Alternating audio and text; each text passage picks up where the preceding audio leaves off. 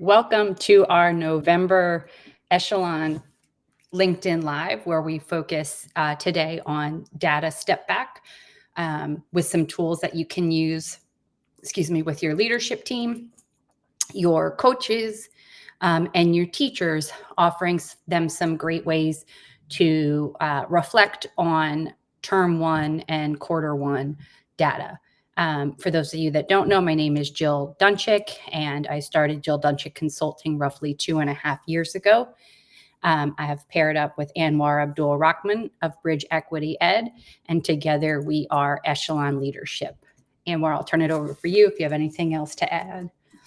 No, I would just say, just happy to be here. I like the consistency in these LinkedIn lives and doing them monthly gives me time to reflect and think about what is most important or what can we do to support schools through this venue. So excited to go do this work for November. And I know a lot of schools right now. It's a very exciting and it's also a very busy time. The combination of, you know, looking at how this first 8 weeks have been or the first 12 weeks have been. A lot of folks have parent teacher conferences going on, the stress of grades being due from teachers, and then, of course, the small amount of days that you actually have over the next 2 months to support student achievement. So I know this is a tough time for our fellow educators, and hopefully some of the tools we share today can help you through that time as usual. So I'm going to kick it back to Jill as we carry on. Thanks. I like to call this time No December. So sort of the November, December mashup, where it's like if I got it done in November or December, then I'm meeting the monthly bar. Okay, and just as we transition to the next slide, a reminder, if you've missed any of our previous LinkedIn Lives, they live on our Echelon website on Jill Dunchick Consulting under LinkedIn Lives. So if you missed any of the previous ones, you can access them at your convenience. And they're also on YouTube. In Echelon, we work with the energy of 5 main birds to guide our work. And today's bird to guide this work is the eagle. And specifically on team, and you can read all of the attributes to the eagle eye, but specifically on team and specifically in this LinkedIn Live, we're going to hone in on that third bullet point and that first bullet point. So seeing team members' strengths at this point, roughly halfway or a third of the way through the school year, knowing what they have grown on so far this year and knowing what they need to grow and naming those areas of growth with grace, ease, and objectively, followed by keeping the vision larger and keeping our eye on the large vision and inspiring your team. Anything else on that one, Anwar? Yeah, I just wanted to add, very important to be able to see team members' strength and also share that with them, see their areas of growth and share that with them at this time. There's so much that's going on. You might be in the weeds and making sure, let me make sure my teachers that are on subcontracts are fully supported. Let me make sure that, this teacher is not quitting at the end of December, November, but as a leadership team, important to be transparent, share this information with folks to continue to build that cohesion throughout the school year. Yep. And so with that, the first two tools I'll share out, and then Anwar has 2 more tools to share out. So the first tool is a little bit different than most tools that schools use during this time of the year. This is our leadership team trust reflection tool. And if you could click on that, that would be great.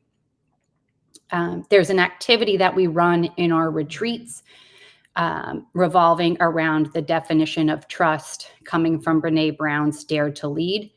And it focuses in on 7 key components of an inventory called the Braving Inventory. What the activity is that you can do at this point is you have this resource now available to you. But leaders, executive directors, school principals, an activity that we like to do is using the inventory. There's also a video if you would like to reference it to norm your team around the definitions of the Braving Inventory. and then just take a step back in either a late December or early January meeting, put the initials of the leadership team across the top, and have each member check if this is something that is strong in my current relationship with an individual leadership team member, or if this is an area that I want to work on in my relationship with the leadership team member. When we run this activity, we run it so that these are not made to be shared, but people are welcome to share out in a problem-solving way. And we have a list of questions that we run or that we've used to facilitate this activity.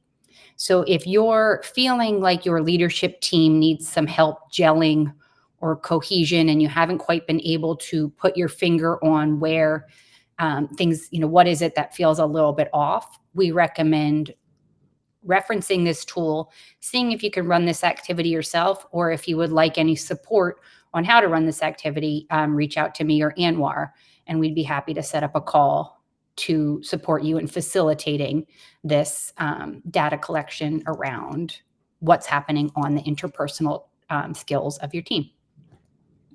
Anything you want to add to this one, Anwar? Yeah, I would just add one, Jill, you introduced me to this tool when we first started doing our leadership retreats, and the power I've seen it have on having a framework for different members of a team to provide feedback to each other in kind of a, not every space is safe, but a pretty secure environment where, it's okay to be vulnerable was helpful. And I've seen how it impacted the teams that we worked at last summer and the 2 summers ago and this summer as well during our retreat. So I would recommend this as a simple framework, a simple tool to use if you are having some cohesion problems with your team. And of course, reach out to us for support on it. But just wanted to kind of co-sign the effectiveness of this activity in leadership teams. And I would say when an outside person runs it, it's pretty interesting because there are sometimes trends that come up. Like, accountability is actually a problem that we have on our team. We give each other too much grace. We don't, kind of say that this was due and now it's stopping me from doing my work. So we often see some team-wide trends that don't feel very, in the way of analyzing it and discussing it, feel more proactive to bringing the team together as opposed to finger pointing. And the next tool, this tool is what I call it's pretty basic, but it requires that you have some other systems in place for how your coaches are currently interacting with your teachers. But this is a great tool, very simple, and it can be used at a few different levels of leadership. So executive directors could ask for this tool from their principals. Principals could be asking for this tool to be completed from their coaches, and coaches can also just be using this tool with their teachers. And what it is a weekly, and my schools that use this to its fullest extent use it weekly. The coaches complete it. They either report out at their one-on-one with their principal or at their instructional leadership team meetings. And it is just a very quick, who are all the people that I am coaching? And are the majority of the action steps that I'm currently coaching them on in management or in rigor? And what I like to say to people is by October 15th, anybody who has started with you should have at least one rigor action step. And if they don't, because they're not ready, they probably need a more strategic form of coaching than one observation a week.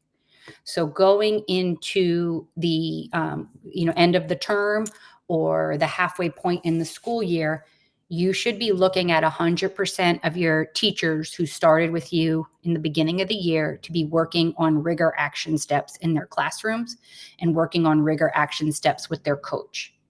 And if not, that's your signal that you need to up the coaching that's happening for folks. And then I like to say, if you have, as I know, there's a lot of turnover and people starting at different points in the year. If a person is with you for 2 full months and they're not moving into the rigor action steps, they need more support and to make sure that than whatever you're giving them, to make sure that they are not just working on 100% and not just working on what to do directions around how kids should be in this space. The last thing that I would say about this form is it's a quick form once you get into the routine of completing it. So depending on what systems you have right now for organizing action steps, a coach with 10 people, a coach who's coaching 10 people should be able to fill this out in under 10 minutes for the first time. And after that, it should be under 5 minutes. And the other thing I like to say is if they have 1 rigor step and 2 management steps, we're moving towards 2 rigor steps and 1 management action step. It's a very simple form, but the data it provides is extremely powerful, because you're not going to make the academic gains that you need as a school if you are not moving into coaches working with teachers on rigor action steps. And rigor action steps look like supporting exemplars or writing exemplars together, analyzing student exit tickets or analyzing completed student work together, questions and the types of question stems that teachers are asking during their actual lessons.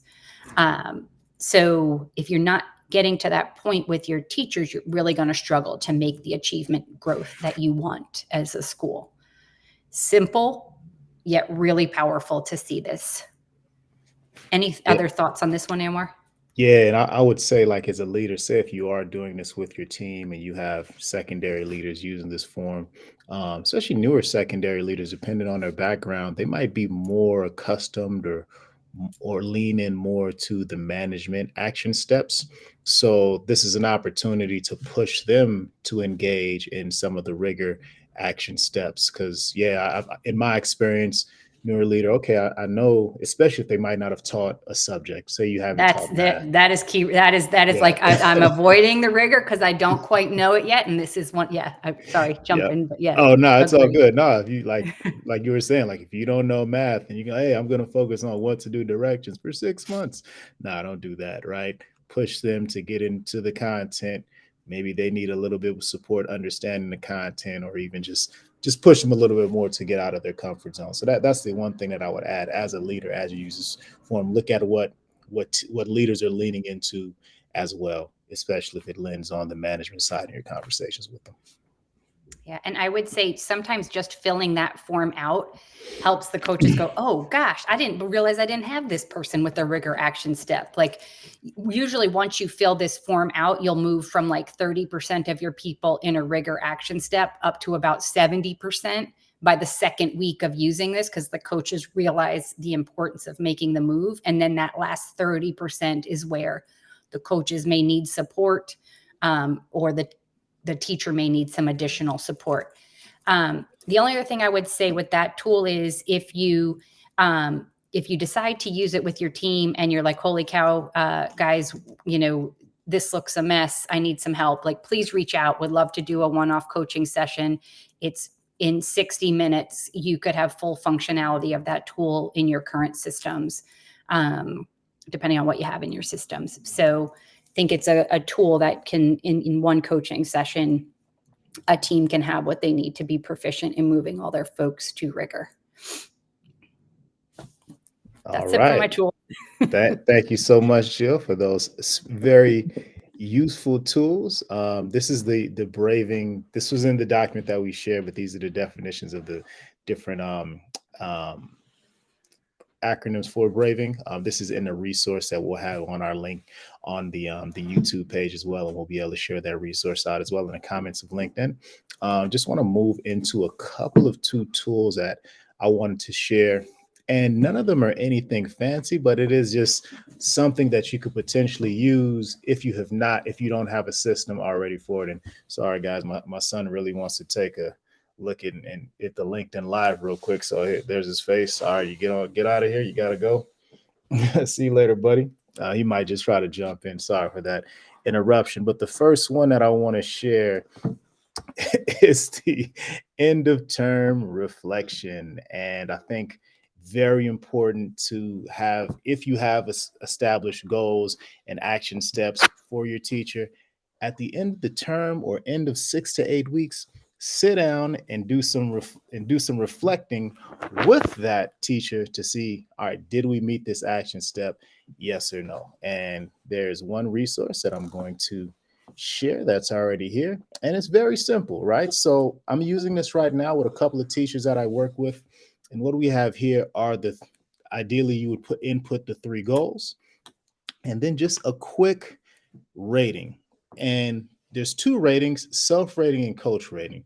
The reason why I say it's very important to have the self-rating, because it gives you an opportunity to see, what does this teacher think of how they've been producing. You could have teachers that say, I'm exceeding expectations, but your evidence as a coach can prove that they're not doing it. Or you can have a teacher that's saying, hey, I'm not really meeting this expectation, to have a high bar for themselves. But on your end as a coach, you can say, actually, you're approaching there. So forms like this creates that transparency. So at the end of the year, if you have an evaluation conversation, you already have this information documented and you can talk through, and it makes the meeting between you and the teacher much easily. So this is specifically for coaches. And then during the same meeting, you would want to revise the goals and action steps. So similar to what Jill said, if you're starting off with a culture goal for the first 6 to 8 weeks, now you're revising that goal to potentially be a rigor goal or instructional goal, with action steps that support that goal. So this is just a termly goal reflection form document that I use with different folks that I coach across different schools. And I think it's very important to have this step back with teachers so that they know their progress and they know what they're how well they're doing under your leadership. So that's the first two. Anything to add, Jill, or anything that you've used in the past similar? I just want to highlight, even if you have regular check-ins or regular coaching sessions with people, um, the power of having the mid-year conversation or the mid-year goal reflection. So some people are like, oh, I meet with them all the time. And I have asked them, do they plan to return? And I know these, I already know the answers, but sitting down with everything in writing is a really just nice, clean way. Anwar used the word transparency, clarity on where the person is, and just a great time to step back from the normal interactions, so that people have really clear standings on where they are, where you can see them going, and just sort of how they're performing based on what they said they would do. So not taking the regular one-on-one check-ins as enough for the clarity that this tool can provide. That would be all.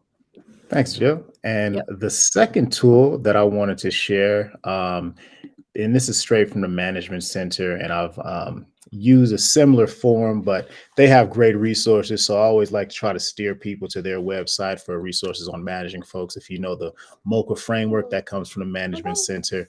But yeah, just wanted to share their 2x2 feedback form. And this form for me was pretty helpful. I'm sorry, I'm not even, he could hang out.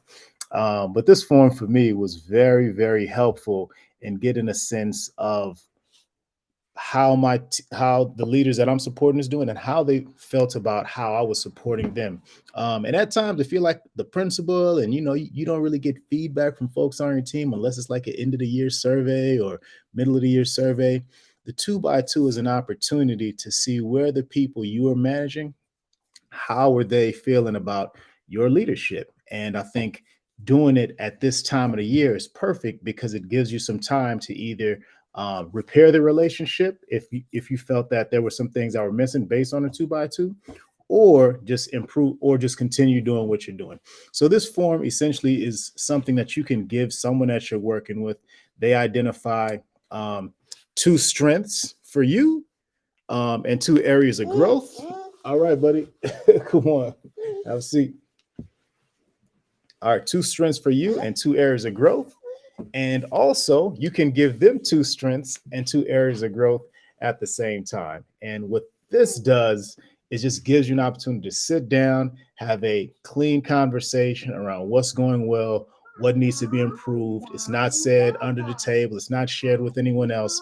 it's an opportunity for you and your leaders to just reflect on how well you're doing at this critical point in the year.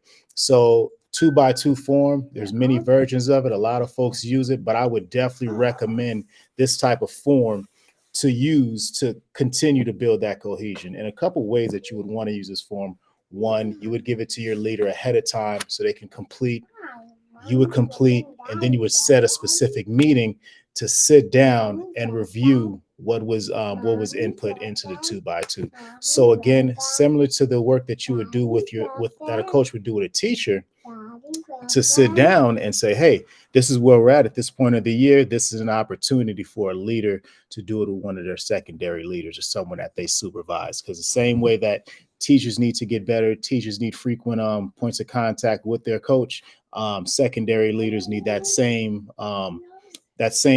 touch points with their supervisors to ensure that everyone continues to get better. So again, 2x2. This is from the Management Center. There's a lot of different 2x2 forms out there, but something I recommend at this point of the year, especially if if the leader is someone you never had a relationship before, or they just started off into leadership.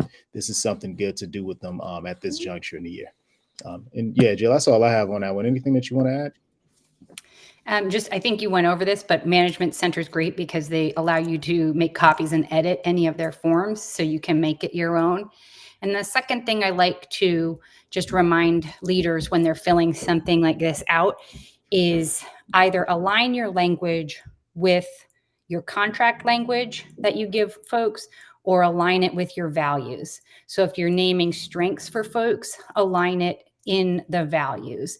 So if somebody's reliable and they get everything in on time and you've got a value called for the team, you would put for the team at first, and then all of the details that is a strength or that are strengths aligned with that value. It just helps, in my opinion, keep these meetings honed in on what's important in the work and in the organization. And it also helps when you've got tougher feedback to give to align it in the values so it doesn't always, it's not as personal when you hear it aligned and see when you can make it clear for your coachee or for you as the leader, like why this needs to change in order to move, in alignment with our values and move our organization forward. So that would just be a key for when you're filling it out. I always say values-based language to lead these items. I think this is unreal because I think this is the first time we've ever finished early and I'm not over here sweating. Like, hold on, I got one more thing to say about the form. or me texting each other on the side, like, yeah, 3 minutes. But to your point, I think the insertion of values is very important. I'm glad you brought that up. That's one thing. When I was at Explore Schools, we had operating values, and all of the feedback was in the operating values, and also as a shield for me as a leader, so it doesn't seem personal. To your point, Jill, um, one of our operating values is that we make things happen. So say, hey, you did a great job of making things happen throughout the school year and such, or one of our operatings is making things happen at Explore Schools. We do want to see that grow over the course of the next term because, so it's just using that language is helpful when having those tougher conversations. So appreciate you bringing that up. But with that, we are going to close out. And when we share these resources, there'll be a tiny URL on YouTube, and we'll also add it to LinkedIn, but you can get access to all of these documents. But yeah, we have a couple of upcoming events. And on the 29th of November, we have our Echelon School Study in Nashville. At this point, we do have, we'll fill to capacity, but if you're really interested in showing up, feel free to reach out or we can connect around if there's any other options or what additional school studies or anything that we could do to potentially get you on in case someone drops out or something like that. So feel free to reach out, but really excited to go visit Purpose Prep. Doing great work over there, also at Nashville Classical. And I can't wait for those. I think it's 3 weeks now that we're going to be out there to check out those schools. So me even facilitating, I can't wait to go there.